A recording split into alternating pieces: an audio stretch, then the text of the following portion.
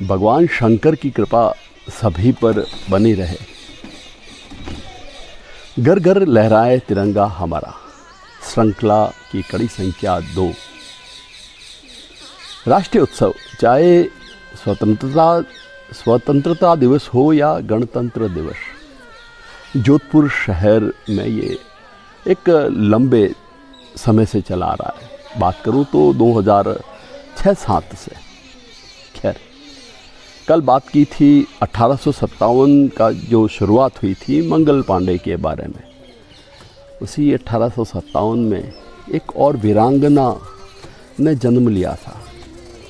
महज 1 साल के भीतर, मंगल पांडे के जन्म के 1 साल के अंदर, जन्म वही उत्तर प्रदेश बलिया गांव में मंगल पांडे का हुआ था और उत्तर प्रदेश के ही वाराणसी काशी में रानी लक्ष्मीबाई का जन्म हुआ था। मनु कहा करते थे उसे, मणिकर्णिका मनु। क्या खूब लिखा है सुभद्रा कुमारी चौहान ने, खूब लड़ी मर्दानी, वो तो झांसी वाली रानी थी। पता है क्यों लिखा सुभद्रा कुमारी चौहान ने, क्यों कहा मर्दानी? क्योंकि वो पुरुष के गुण उस रानी लक्ष्मीबाई में थे। आज थोड़ी बात जो है अपनी बीती पुस्तकों में, जब हम 5वीं 6वीं में हमने अध्ययन किया था, तो सुभद्रा कुमारी चौहान का ये जो कविता है खूब पढ़ी थी। और दोहराते हैं, कुछ बात तो करते हैं। रानी लक्ष्मीबाई का जन्म कब कहाँ हुआ, क्या हुआ था, इसी विषय पर थोड़ी बात, इसी श्रृंखला की कड़ी 2, जिसका घर घर लहराए तिरंगा हमारा, स्वतंत्रता दिवस 2026 की कड़ी में करते हैं।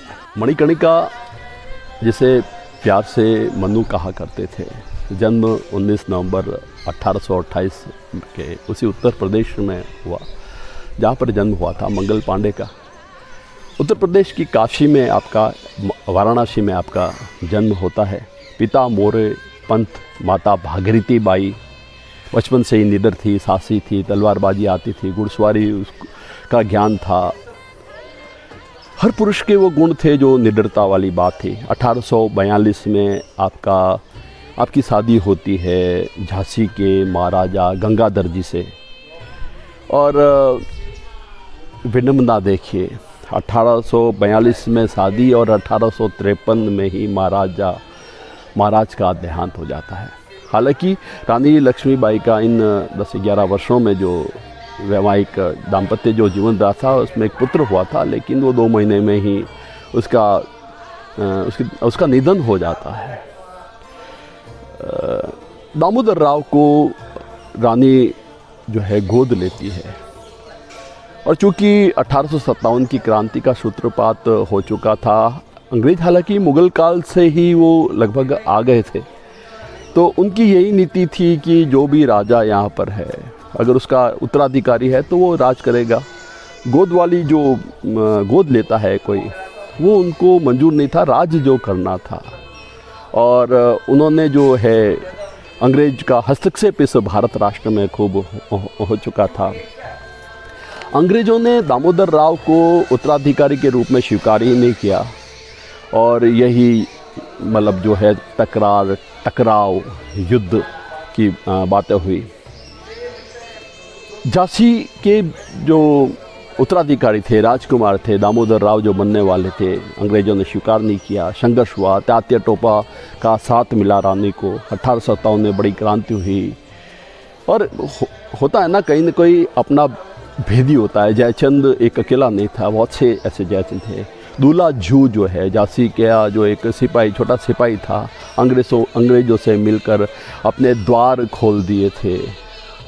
रानी को जो है दामोदर राव जो छोटा ही था, पीठ पर बांधकर ग्वालियर की ओर कूच करना पड़ा। इतिहासकार बताते हैं कि वहाँ पर भी जो वाकई उस समय तत्कालीन जो महाराजा थे जयाजी राव सिंधिया, उन्होंने भी रानी का कोई साथ नहीं दिया, अंग्रेज़ों से मिल गए थे। ग्वालियर में उनका फिर एक युद्ध के दौरान निधन हो गया, वीरांगना हुई, खूब लड़ी मर्दानी, वो तो झांसी वाली रानी थी। और उसके बाद में अंतिम संस्कार जो है संत बाबा गंगादास ने उसी ग्वालियर में किया। श्रृंखला की ये कड़ी चलती रहेगी। आओ लहराएं घर घर तिरंगा हमारा।